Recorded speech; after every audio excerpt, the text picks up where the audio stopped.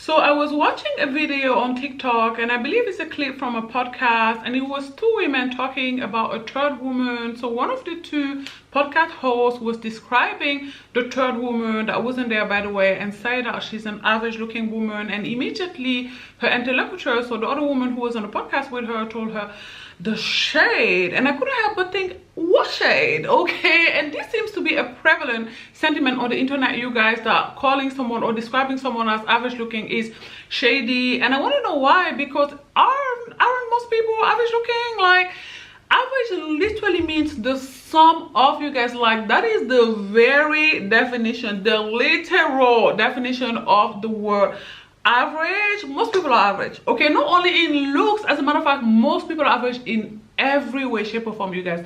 Most people are average in intelligence, okay? Reason why we rave about people that have an IQ of 150. As a matter of fact, we even rave about people that have an IQ of 130. My godson actually has an IQ of 150. Y'all know I had to brag about that, okay? Shout out to my best friend for giving birth to him. Most people are average in height, okay? I know that most women claim they're only gonna date men who are 6 foot, 6'2", 6'5", but I am 5'11", and I'm taller than most men. Okay, when I'm swiping on dating apps, I am taller than most men. Okay, now I'm not even 6 foot, I'm not even 6'2", I'm only 5'11", you guys, and I am taller than most men. Okay, so most women are not going to partner someone who is 6 foot, 6'5", because that is less than 10% of the male population. Okay, because again, most people are average in every way, shape, or form. They come from average looking parents.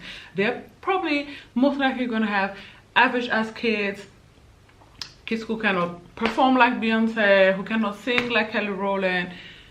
Average as people like you and I. Most people are average in earnings. You know, I know that on the internet everybody's a millionaire, but in real life most people don't have any money. Okay, there's a reason why there is such a fascination around the people that have a lot of money. Think of Becca Bloom, for example, and if you don't know who she is the daughter of billionaires who came on TikTok, and in the matter of 5 days she garnered millions of followers, and that is because she was showcasing, you know, the rich life, the high life, her lifestyle as the daughter of a billionaire.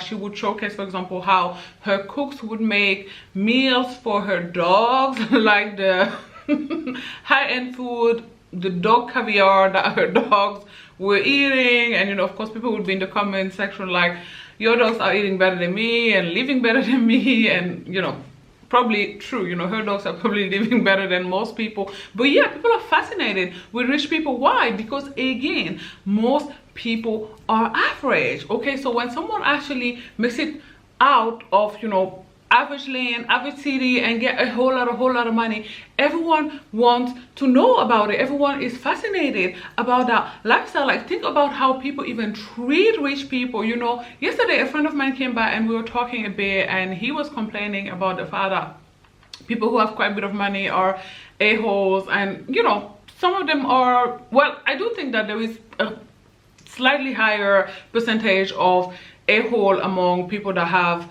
quite a lot of money. I do think you have to be a little bit of a-hole to hoard to a lot of wealth, you know, especially if you are not an entrepreneur, if you build your wealth, like if you climb the ladder and was able to get like on top of the ladder, you know, you probably don't have the best personalities. Like, people who get there, in my opinion, experience, have to step on everyone else to get on top, you know, steal ideas from interns and stuff like that, you know. So yeah, I do believe that, you know, there's a slightly higher amount of a-hole among those that hoard money.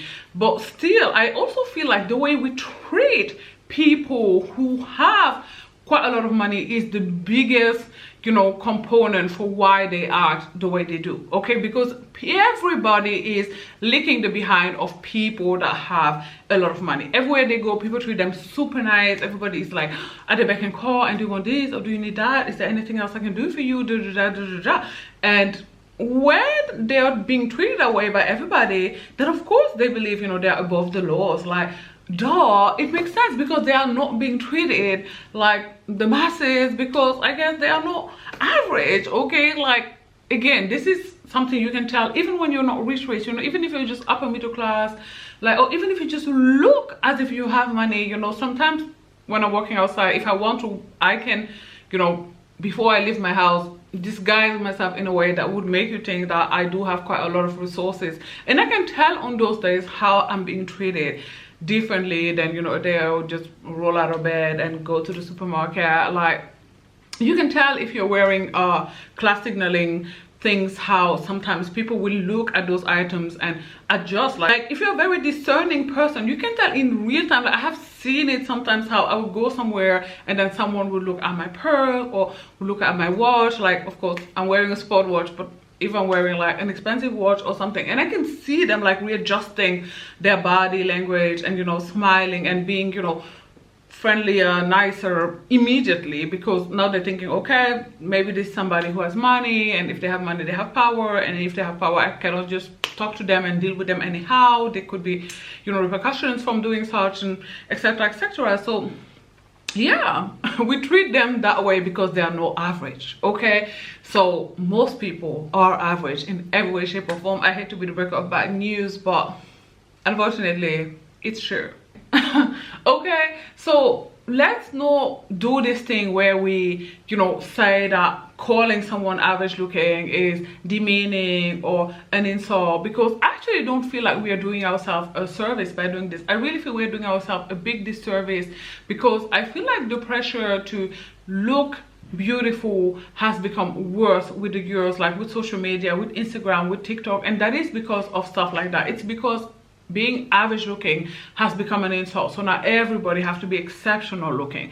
You know, I remember when I was 19, I didn't know anyone that would do skincare. I'm 38 for reference, and nowadays my 15 years old comes to me all the time. She's like, Mom, can you buy this for me? Everybody's doing this skincare product that costs 70 euros. Okay, one product. She wanted me to purchase it for her because everybody in her class has it and they've seen it on Instagram or they've seen it on TikTok. That's how crazy it has become. Do you know how bad it has to be for 15 years old to feel pressure? Okay, that is how, you know, bad the pressure has become on women. The pressure on aging has been ridiculous. Like very early on, we have 20 years old getting Botox and calling it preventive Botox, which is bullcrap. Listen, you're gonna age well if you have the genetics to do so. I have said this before and I'll say it again. Nicotinamide is more powerful than any Botox you'll get out there. Okay, if you are predisposed to age well, you will age well. If both your parents age well, chances are you will age well. If they age like age, chances are you're gonna age like age. No matter how much preventive Botox you put,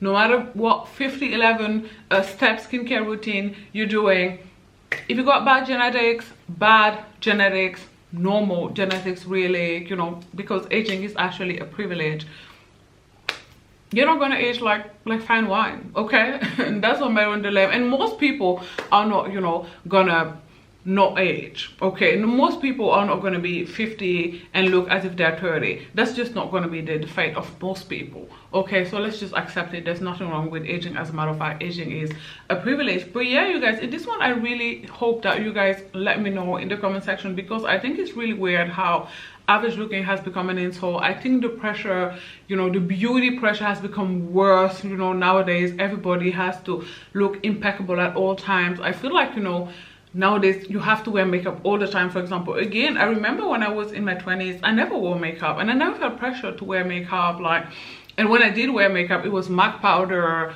mascara and some gloss. Tell me if you remember when we were all using MAC and W55.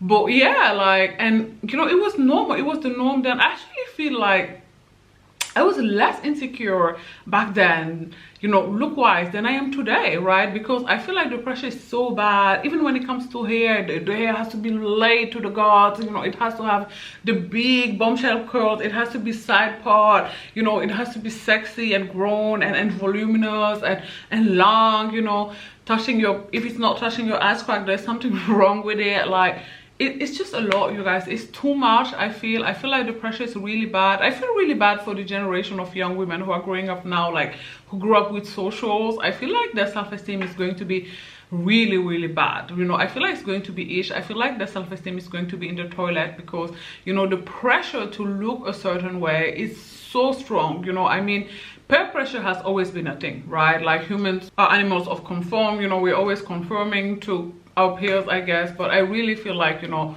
the peer pressure of social media is different beast, okay? It's a different one. I really feel like individuality is dying, and that, you know, everyone somehow has to look the same. You know, it's the Instagram face, right? It's the TikTok body. Like, we all have to, you know, be a copy paste of each other, look the exact same, and you know, if you don't pass into that more, you're not pretty, you don't look good. And it's just sad, you guys. It kind of saddened me. Please, there's nothing wrong with being an average woman. Most people, again, are average in every way, shape, or form, and there's absolutely nothing wrong with that, okay? Yeah. If you like this video, do not forget to give it a thumbs up. In the comment section down below, please let me know, why do you think that, you know, people feel there's something wrong with being an average looking woman? Do not forget to subscribe to my channel as well if you're an average looking woman, okay? This is an average looking woman safe space, okay? We're all welcome here, and I will talk to you guys tomorrow. Bye guys, thanks for watching. Mwah.